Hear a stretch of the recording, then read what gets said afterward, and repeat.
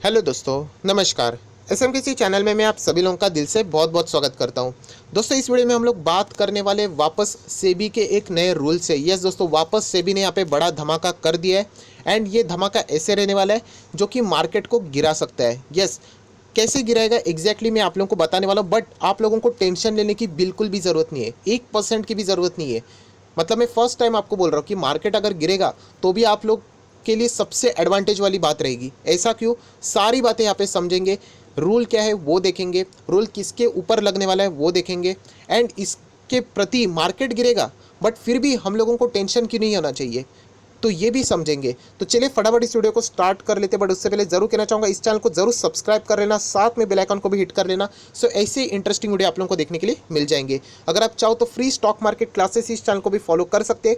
कल सुबह 10:30 बजे एक ज़बरदस्त वीडियो इस चैनल के ऊपर आने वाला है जो कि आप लोगों ने मिस नहीं करना चाहिए। मिस किया तो आप ही का नुकसान हो सकता है। सो ऊपर आई बटन पर क्लिक करके इस चैनल को सब्सक्राइब कर लेना, या फिर डिस्क्रिप्शन बॉक्स में लिंक दिया है, वहाँ पर आप चाहो तो सब्सक्राइब कर सकते हो। तो चलिए दोस्तों, इस वीडियो को शुरू कर लेते हैं।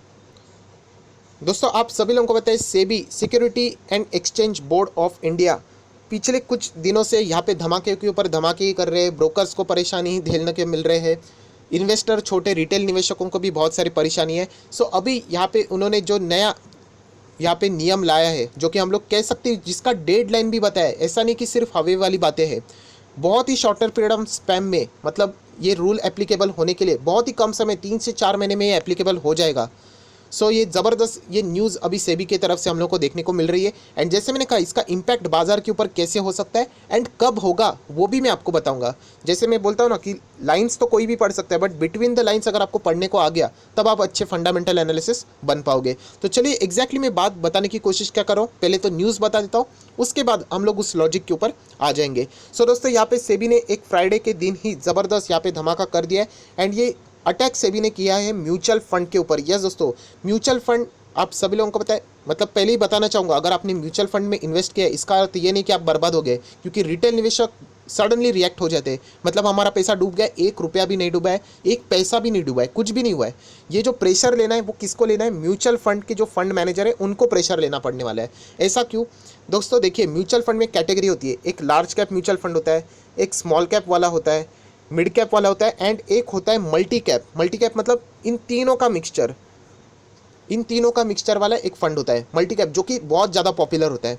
सो दोस्तों, इसी के ऊपर यहाँ पे सेबी ने कर दिया सर्जिकल स्ट्राइक। यस दोस्तों, आप लोग देख सकते हैं जो मल्टी कैप फंड है, यहाँ पे अभी उनके लिए उन्होंने सेबी ने रूल एप्लीकेबल कर दिया, minimum equity investment and category wise. मतलब जैसे मैंने आप लोगों को कहा, मल्टी कैप में कौन कौन से आते हैं? लार्ज कैप भी रहेगा, मिड कैप भी रहेगा, स्मॉल कैप भी रहेगा, एंड कैश भी रहता है। सो यहाँ पे सेबी ने बोल दिया कि मिनिमम इक्विटी इन्वेस्टमेंट, मतलब कैश के लिए उन्होंने कुछ नहीं बोला है। अगर आप इक्विटी में इन्वेस्ट करते हो तो आप लोगों को मिनिमम यहाँ पे लार्ज कैप में भी रखना पड़ेगा, मिड कैप में भी एंड स्मॉल कैप में भी। एक उन्होंने क्राइटेरिया क्रिएट किया है, वरना पहले क्या होता था पता है? Maximum mutual fund large cap में ही पैसा लगाते थे, and mid cap and small cap में छोटा छोटा पैसा लगाते थे। बोलने के लिए वो था मल्टी कैप, बट एक्चुअल में देखा गया तो वो लार्ज कैप ही था। मतलब अगर मैं 10 रुपया देता था तो उस 10 रुपये में से 6 रुपया वो लार्ज कैप के ऊपर ही जाता था, राइट। 2 रुपया जाता था मिड कैप के ऊपर, 1 रुपया जाता था स्मॉल कैप के ऊपर, एंड 1 रुपया वो कैश अपने पास रख लेते थे। बट अभी ये रूल हट गया। अभी क्या करना पड़ेगा? मिनिमम यहाँ पे क्राइटेरिया बताया है, मतलब large cap, mid cap and small cap में मिनिमम उतना जाना ही चाहिए, राइट। तो ये है दोस्तों ये नया रूल सेबी का, जिसके बदौलत हम लोग को अभी म्यूचुअल फंड में हड़कंप मचते हुए देखने को मिलने वाला है। एंड कौन से म्यूचुअल फंड के लिए? ये मल्टी कैप म्यूचुअल फंड के लिए। सो ये हड़कंप क्यों मचेगा वो भी मैं आप लोगों को ज़रूर बताने वाला हूँ। दोस्तों, जैसे ये रूल सामने आया तभी एनालिसिस ने बता दिया कि ऐसे मल्टी कैप फंड्स है, ऐसे मल्टी कैप फंड है, large cap, mid cap and small cap, आप सभी लोगों को पता है इसमें निवेश करना चाहिए। ऐसे मल्टी कैप फंड है जिन्होंने बहुत ज़्यादा पैसा लार्ज कैप में फंसा के रखा हुआ है। एंड ये रूल आ जाने के बाद अभी सेबी का, जैसे मैंने कहा, 3 से 4 महीने में ही एप्लीकेबल होगा। जैन 21 से ही एप्लीकेबल होने वाला है। उससे पहले उनको क्या करना पड़ेगा? तीनों में सेम अमाउंट यहाँ पे डालना पड़ेगा। एग्जैक्टली कितना वो भी मैं बताने वाला हूँ। एंड मैक्सिमम अमाउंट सभी का लार्ज कैप में पड़ा हुआ है। सो बताया जा रहा है कि लार्ज कैप में से लगभग 40,000 करोड़ रुपया दोस्तों अभी मूव होने वाला है। लार्ज कैप में से किस में? बाकी mid cap and small cap में मूव होने वाला है। मतलब 40,000 करोड़ तक की लार्ज कैप इक्विटी हम लोग को आते 3 से 4 महीने में सेल होती हुई बाजार में देखने को मिलने वाली है। एंड इसीलिए मैंने कहा कि बाजार में गिरावट आ सकती है, क्योंकि निफ्टी 50 के जो सारे 50 स्टॉक है वो लार्ज कैप ही है। बाकी भी इसके आगे भी जो स्टॉक्स है निफ्टी नेक्स्ट 50, उसमें भी बहुत सारे स्टॉक्स लार्ज कैप है, बट यूजुअली जो निफ्टी 50 के स्टॉक है वो लार्ज कैप के स्टॉक्स है। क्योंकि निफ्टी 50 का क्राइटेरिया 6 क्राइटेरिया होते हैं निफ्टी 50 में आने के लिए। उसमें से सबसे पहला क्राइटेरिया यही है कि आप लार्ज कैप होने चाहिए, 20,000 करोड़ से ज़्यादा आपका मार्केट कैप होना चाहिए, वरना आपको एंट्री ही नहीं, राइट। तो ये है सबसे पहली बात दोस्तों, जो कि एक गजब की चीज़ अभी हम लोग को देखने को मिलने वाली है। सो जैसे मैंने कहा कि पहले ऐसा कोई अलोकेशन नहीं था, अभी अलोकेशन आ चुका है। आप देख सकते हैं मार्केट रेगुलेटर मतलब सेबी ने कहा है जो भी मल्टी कैप फंड्स है now invest minimum 75% of total asset in equity with 25% each. मतलब 25% आपको लार्ज कैप में डालना पड़ेगा, मिड कैप में भी डालना पड़ेगा एंड स्मॉल कैप में। मिनिमम बोला है, मैक्सिमम आप चाहो जितना डाल सकते हो, मिनिमम तो इतना करना ही पड़ेगा आप लोगों को। Large cap, mid cap, small cap. मतलब अगर आपके पास 100 रुपया अभी आ गया, 100 रुपया अभी आपके पास आ गया म्यूचुअल फंड, तो उनको 25 रुपया लार्ज कैप में पहले डालना पड़ेगा, मिड कैप में भी डालना पड़ेगा एंड स्मॉल कैप में। मतलब 75 रुपया तो आपको उड़ गया एंड बचा हुआ 25 आपकी चॉइस। आप चाहो तो एक्स्ट्रा लार्ज कैप में डाल दो, मिड कैप में डाल दो, स्मॉल कैप में डाल दो, या फिर कैश अपने हाथ में रख दो। बट मिनिमम अभी आपको mid cap and small cap में डालना ही पड़ेगा 25%। ये रूल अभी सेबी ने ला दिया है, जो कि पहले नहीं था। वरना सभी लोग क्या करते थे, लार्ज कैप में ही 100 में से 90 लार्ज कैप में ही जाता था और बाकी बचा हुआ। प्रूफ भी दिखाऊंगा आपको। तो आप लोगों को अभी यहाँ पे धमाकेदार चीज़ देखने को मिलने वाली है। सो दोस्तों सेबी ने ये रूल बताया, आप लोग देख सकते क्लियर कट का है। It said all existing multi cap funds ensure compliance. मतलब ये जो प्रोविज़न उन्होंने बताया 1 month from the date of publishing the next list of stock by MFI। मतलब जनवरी 21 तक ये सारी चीज़ें लागू हो जाएंगी। सो ज़्यादा टाइम अभी यहाँ पे उनके पास नहीं बचा है। सो यहाँ पे जितने भी मल्टी कैप वाले जो म्यूचुअल फंड्स मतलब जो है हैंडल करते हैं, उनको यहाँ पे उनके लार्ज कैप क्या करने पड़ने वाले, सेल करने पड़ने वाले हैं। क्योंकि दोस्तों पहले क्या होता था, मैक्सिमम लोग क्या करते थे, मल्टी कैप फंड वाले भी लार्ज कैप में ही अपना प्रेफरेंस दिखाते, एंड वो जो mid cap and small cap हुआ करते थे ना, उनकी ओर कोई ज़्यादा देखता ही नहीं था। सो इसीलिए हम लोग यहाँ पे देख सकते थे जितने भी जो स्मॉल कैप है, मिड कैप वाले जो काउंटर्स है, उनमें हम लोग को बहुत ही ज़्यादा लिक्विडिटी की प्रॉब्लम यहाँ पे देखने को मिल जाती थी। सो अभी usually mid cap and small cap के लिए यहाँ पे अच्छे दिन आने वाले हैं, एंड लार्ज कैप के लिए हम लोग कह सकते हैं यहाँ पे छोटी सी हम लोगों को प्रॉफिट बुकिंग देखने को मिलने वाली है। तो इसीलिए मैंने कहा कि आप लोगों को टेंशन लेने की ज़रूरत नहीं है। क्यों? क्योंकि ये इंटरनल इशू नहीं है, ये एक्सटर्नल इशू है। मतलब म्यूचुअल फंड ने यहाँ पे जो खरीदे होंगे, फॉर एन एग्जांपल H2B2, ये भी बड़े लार्ज कैप ही है, वो उनके ऊपर डिपेंड करता है कि उन्हें कौन से शेयर्स बेचने। बट फॉर एन एग्जांपल अगर उनको यहाँ पे निकालने पड़े तो अच्छी बात है, वो शेयर्स गिर जाएंगे और हम थोड़ी म्यूचुअल फंड है, हम लोग खरीद लेंगे, राइट। आप और मैं थोड़ी म्यूचुअल फंड है, वो तो उनको करना पड़ने वाला है। एंड इनमें अगर गिरावट होगी, रिलायंस में गिरावट होगी, TCS में होगी, इन्फोसिस में होगी, कोटक महिंद्रा बैंक में होगी, H2B2 मतलब HDFC bank, HDFC, Bajaj finance, Bajaj Finserv, तो हम लोग खरीद लेंगे, राइट। तो ये चीज़ दोस्तों यहाँ पे जो बाकी इन्वेस्टर है, इंडिविजुअल इन्वेस्टर, उनके लिए एडवांटेज वाली सिचुएशन है। अब ये म्यूचुअल फंड वाले के लिए ये बहुत ही प्रेशर वाली चीज़ें हो चुकी है। सो दोस्तों जैसे मैंने कहा, ये रूल आने के बाद अभी ऐसा होने वाला है कि 40,000 करोड़ लार्ज कैप में एक्स्ट्रा पैसा पड़ा हुआ है, वो क्या करना पड़ेगा, शिफ्ट करना पड़ेगा स्मॉल कैप में एंड मिड कैप में। सो एक्सपर्ट बता रहे हैं कि यहाँ पे वो 40,000 का एलोकेशन रहेगा, 13,000 करोड़ जाएगा मिड कैप में एंड 27,000 करोड़ स्मॉल कैप में यहाँ पे जा सकता है। सो अगर आप लोग देखोगे तो स्मॉल कैप वाले स्टॉक ढूंढना शुरू कर दो, एनालिसिस करो, मिड कैप वाले स्टॉक ढूंढना शुरू कर दो, क्योंकि इनमें ही ये सारा पैसा जाने वाला है। तो रैली तो बनती ही है बॉस, राइट। आप चाहो तो मुझे कमेंट सेक्शन में बता देना, मैं इससे रिलेटेड भी कोशिश करूंगा वीडियो बनाने के लिए। आपके लिए बेस्ट मिड कैप कौन से, स्मॉल कैप कौन से ऑलरेडी हमारे पोर्टफोलियो में है, बट स्टिल आपके लिए और एक एफर्ट्स ज़रूर ले लूँगा। उसी के साथ साथ लार्ज कैप में भी गिरावट होगी, सो इससे रिलेटेड भी एक पोर्टफोलियो बना देंगे कि ऐसे लार्ज कैप अगर गिरे तो इससे बढ़िया मौका नहीं है कि खरीद लो उनको, राइट। तो दोनों टाइप के वीडियोज़ मैं आपके लिए यहाँ पर ज़रूर पेश कर दूँगा। सो दोस्तों इस जो नियम का अगर हम लोग कह सकते हैं कि अभी बहुत ज़्यादा प्रेशर किन के ऊपर रहेगा, तो फंड मैनेजर्स के ऊपर। क्यों? क्योंकि फंड मैनेजर्स को यहाँ पे क्या करना है, यहाँ पे प्रॉपरली अभी स्मॉल कैप फाइंड्स करने पड़ने वाले हैं। मिड कैप भी एक बार हो जाते, स्मॉल कैप प्रॉपरली फाइंड करना ये इतना आसान बात नहीं होती, बहुत ही हार्डर सिचुएशन होती है, क्योंकि स्मॉल कैप में लिक्विडिटी कंस्ट्रेंट होती है, बहुत ही छोटा लिक्विडिटी। एंड ऐसे कोरोना की सिचुएशन में जो मैक्सिमम कंपनियां डूबती है, वो कौन सी डूबती है, स्मॉल कैप वाली डूबती है, क्योंकि उनके पास ज़्यादा लिक्विडिटी नहीं होती, पैसा नहीं होती है।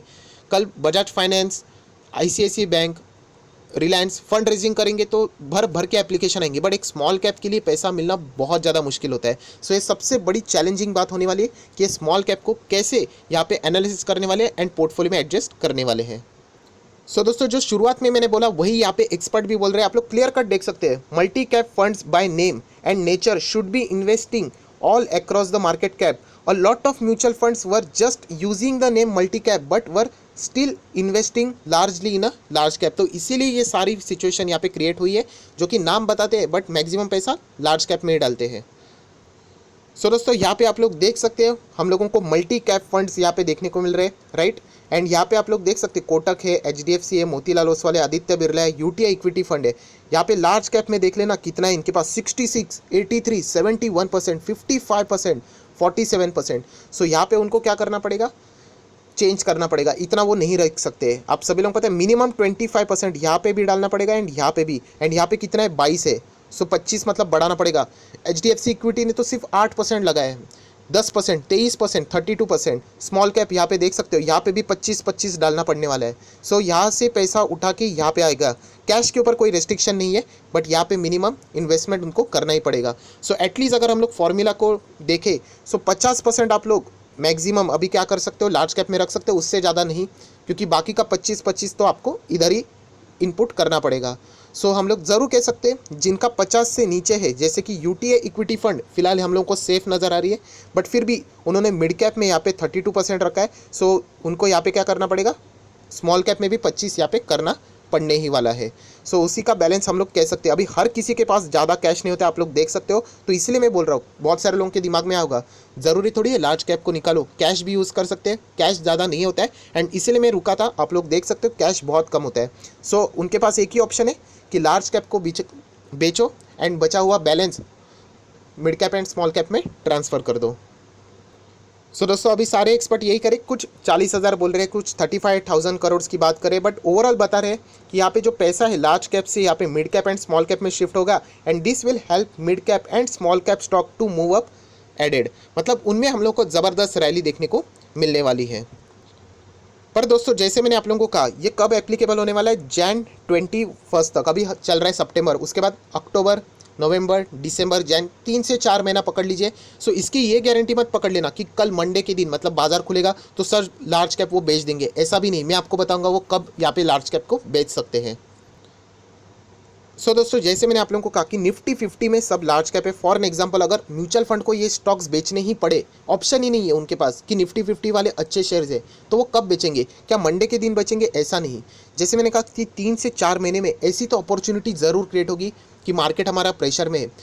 अमेरिका में इलेक्शन भी चल रहा है एंड इलेक्शन के बाद यहाँ पे बताया जा रहा है, या फिर उससे पहले भी कुछ मंथ्स पहले यहाँ पे भारी भरकम गिरावट का एक्सपेक्टेशन रखा गया है। सो इस मौके का फ़ायदा उठा के बहुत सारे फंड मैनेजर्स क्या करेंगे, जो मल्टी कैप वाले हैं, इस रूल को अप्लाई करेंगे। मतलब लार्ज कैप में जब गिरावट होगी पूरे मार्केट में, तब वो क्या करेंगे, बहती गंगा में हाथ धोना बोलते हैं ना, तभी वो यहाँ पे प्रॉफिट बुकिंग करेंगे लार्ज कैप में, एंड तब लार्ज कैप बहुत बुरी तरीके से गिर जाएंगे। बट जैसे मैंने आप लोगों को शुरुआत में ही कहा कि आपको डरना नहीं है, क्यों, क्योंकि कंपनी में खराबी नहीं है। ये अभी उनके वो बोलते हैं ना, फोर्सफुली बेचना ही पड़ेगा कि नियम बनाया है एंड इसका फ़ायदा हम लोग उठाएंगे। इसलिए मैंने पहले ही आपके लिए वीडियो बनाया कि आपको प्रेशर नहीं लेना है, अरे सर ये गिर गया। इनफैक्ट आप लोग और हम लोग म्यूचुअल फंड नहीं है, हम लोग ऐसे शेयर्स को खरीद सकते हैं अभी, जो कि अभी हम लोग को आने वाले 3 से 4 मंथ में वापस अपॉर्चुनिटी मिल सकती है। सो आई होप आपको मैंने ये बात क्लियर कर दी कि देखिए इंडेक्स में तो सब आते हैं लार्ज कैप, तो यहाँ पे अगर वो सेलिंग होगी तो मार्केट तो गिरने के चांसेस है। अभी गिरेगा कब, जब पूरा वो सिचुएशन को देख के वो डिसाइड करेंगे कि कब प्रॉफिट बुकिंग करना है, तब गिरेगा। एंड ऐसे शेयर्स को हम लोग क्या करेंगे, अच्छी तरीके से बाइंग करेंगे। सो दोनों वीडियो ऐसे में बना दूंगा कि कौन से लार्ज कैप अगर गिरते तो हम लोग को पिक करना है, एंड उसी के साथ साथ कौन से mid cap and small cap है जिनको हम लोग यहाँ पे अपने पोर्टफोलियो में जगह दे, वहाँ पे रैली आने के चांसेस बढ़ेंगे, क्योंकि लगभग 40,000 करोड़ रुपया वहाँ पे पैसा ट्रांसफ़र हो सकता है। सो आई आशा करता हूँ दोस्तों सेबी का रूल भी आपको समझा, मार्केट गिरेगा फिर भी आपको अभी प्रेशर नहीं रहेगा, and small cap and mid cap अभी ढूंढना हम लोगों को शुरू कर देना है हमारे ऑलरेडी पोर्टफोलियो में, बट एक्स्ट्रा आपके लिए वीडियो भी मैं बना दूंगा। सो आई आशा करता हूँ आपको वीडियो अच्छा लगे तो जरूर लाइक कर देना, दोस्तों के साथ शेयर करना, तो उनको भी ये सारी बातें पता चल जाएगी एंड वो भी टेंशन फ्री यहाँ पे अच्छा स्टॉक को पिक कर पाएंगे। So that's it, thank you very much दोस्तों, we will be meeting in our next video, तब तक के लिए बाय बाय।